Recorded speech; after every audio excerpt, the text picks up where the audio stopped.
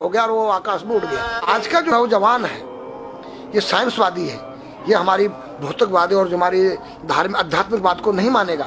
इसको तुम साइंस के द्वारा अध्यात्मवाद को मनवाएगा तो मानेगा। जैसे मैं सूर्य को जल देख करके मैं हर बीमारी का इलाज कर देता हूँ। बताओ कैसे? कैसे बाबा? सूर्य उदय हो रहा है, ये जैसे सूर्य मान लो इसको जी, और मैं यहाँ खड़ा हूँ तो हम दोनों एक ही डिग्री पर हैं जी, सीधा। इसकी जो किरण आ रही है वो सीधी आएगी। जी, मैंने स्नान किया, जी, मेरा बदन गीला है जी, और मैंने तांबे के लोटे में जल भरा तो तांबा कॉपर है, कॉपर में जब जल भर दिया तो कॉपर वाटर हो गया।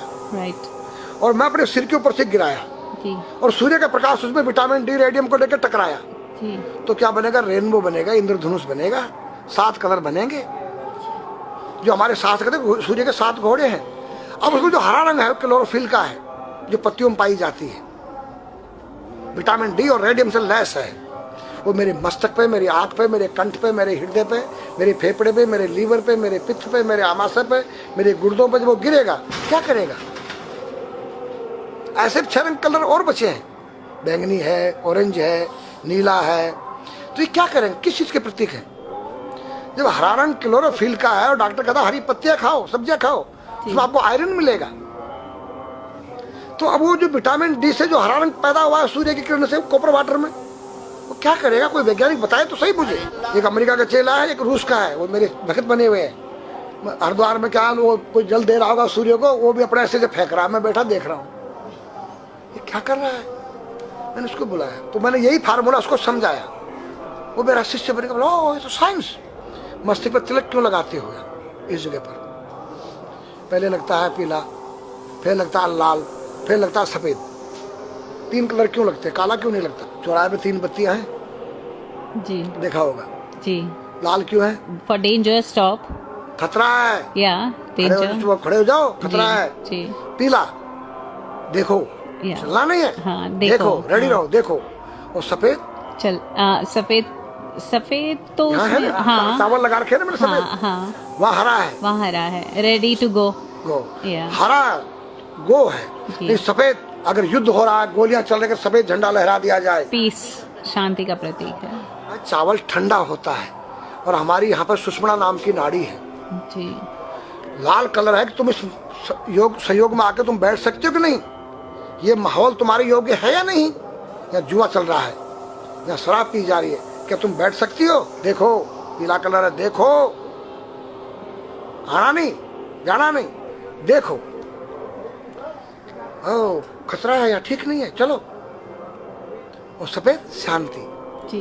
क्या यहाँ शांति है, बैठ सकते हैं। तो ये हमारी जो है संस्कृति में एक वैज्ञानिक है। जब हम खाते हैं गैस बनती है, तो चावल जब पानी भीगे बाद ठंडा हो जाता है और हमारी सुषुम्ना नाड़ी पर जब लग गया है तो उस नाड़ी को ठंडा करने लग गया है। उस नाड़ी से कोई गर्म गैस को ऊपर चढ़ने नहीं देगा। और हमारे सिर ब्रह्मांड में, हमारे सिर के अंदर कोई ऐसी वायु गैस जाकर तुम्हारी सिर को परेशान नहीं कर सकता है।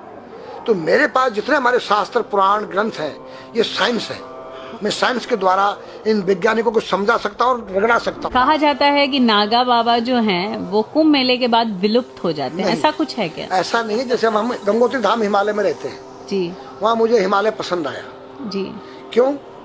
कि तुम गर्मी से बचने के लिए तुम्हारे रूम में एसी लगी है, जी, ठंडा पानी पीने के लिए तुम्हारे पास कृत्रिम जो है फ्रिज लगा है, जी, हवा लेने के लिए तुम्हारे को पंखे या कूलर जो है कृत्रिम लगे हैं। लेकिन भोलेनाथ बाबा ने मेरे लिए नेचुरल एसी लगा रखी है और नेचुरल फ्रिज लगाया है, नेचुरल पंखे लगे हैं। तो मैंने सब कुछ त्याग दिया। छाती में तो मैं कुछ लेके नहीं जा सकता हूँ, चाहे मेरे पास अरबों खरबों रुपया हो। जी। खाऊंगा मैं उतना ही जितनी मेरी पेट के अंदर भूख है। पढ़ना लिखना ये तो सहज चातुरी। काम धैन मन बस करन गगन चढ़न मुश्किल। काम धैन मतलब अपने वीर्य को कंट्रोल करना, अपने मन को कंट्रोल करना और अपने प्राण को ब्रह्मांड में यहाँ ले जाना। ये खोपड़ी क्या है? ब्रह्मांड है। उसको कहते हैं समाधि।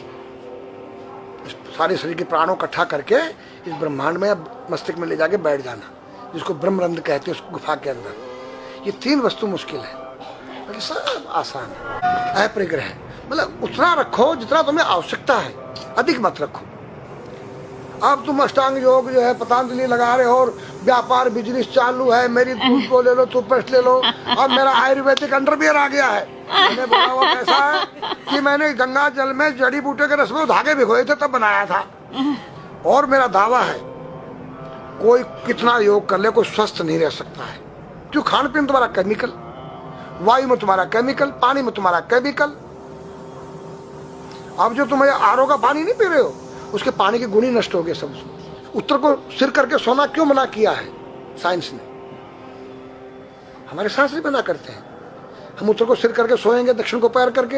हम जब उठेंगे तो हमारी दृष्टि कहाँ? दक्षिण की तरफ जाती है। दक्षिण में यम का वास होता है। और जब दक्षिण को सिर करके सोएंगे तो हमारा मुंह उत्तर को जाएगा। उत्तर हिमालय है, भगवान शिव का कैलाश है। साइंस कहता है कि पृथ्वी के उत्तर ध्रुव दक्षिण ध्रुव है। पृथ्वी कैसी है पता है? तेरा सिर, सेम तेरा चेहरा 23.5 डिग्री के अंश पर है। ये थोड़ी सी चुटिया नाप लेना अपनी प्रकार लेकर के। तुम भी नाप लेना, तुम भी नाप लेना, मैं भी नाप लूँ चाहे। ये थोड़ी सी चुटिया 90 पर नहीं है, ऐसे तिरछी झुकी हुई है। ये चुटिया, ये थोड़ी है 66.5 डिग्री कोण बनाती है। तो ये जो चुंबकीय मैग्नेट पावर है उत्तर से नॉर्थ से साउथ तक, हम जब सिर उत्तर की तरफ करेंगे तो ये नॉर्थ है, वो नॉर्थ है। नॉर्थ को नॉर्थ धक्का मारेगा तो तुम्हारे दिमाग में और तुम्हारे हार्ट में डिस्प्रोजन होगा और बैलेंस बिगाड़ेगा। इसलिए साइंस में कहता है कि उत्तर की ओर सिर मत करो, और हमारे शास्त्र भी कहते हैं कि उधर मत करो, नीचे उधर दक्षिण की तरफ यम का वास है, उनकी तरफ दृष्टि पड़ती उठते ही। मतलब एक कहने का फर्क है, एक चीज एक ही है। आज हमारे पास योग की विद्या थी, वो गायब हो चुकी है। अब तो जो थोड़ा सा कोई एक चूहा था, वो दुकान में गया, उसको एक हल्दी कंकर मिल गया, बोला हम पंसारी हो गया है। हल्दी मिल जाने से पंसारी बन गया। जो पीटी स्कूल में कभी किया होगा आप लोगों ने, पढ़ा होगा स्कूल हाँ में, जी। उसी को योग कह रहे हैं। योग क्या है? भगवान कृष्ण के पास था, उज्जैन गए थे संदीपनी ऋषि के पास सीखने के लिए। एक ही समय में 16,808 राणियों के साथ बात कर रहे हैं, अलग अलग रूप में। योग से अनेक रूप बन सकते हैं। योग हनुमान जी के पास था। जब लंका में घुसे हैं तो मच्छर का रूप बनाया उन्होंने, मत्स्य के समान रूप धर कपि, मच्छर के समान। जब सीता के पास गए छोटे से बनकर, तो पूछा क्या तेरे जैसे ये सब? कि हाँ। फिर तो श्रीलंका पे विजय पाना असंभव है। तो हनुमान ने पहाड़ का जैसा रूप दिखाया, हिमालय जैसा। सर्जविन करना, अपने प्राण को निकाल के मुर्दे में डाल देना, उसको प्रकाया प्रवेश कहते हैं, जो आज है ही नहीं, लुप्त हो गई। जो जानता है किसी को बताता नहीं।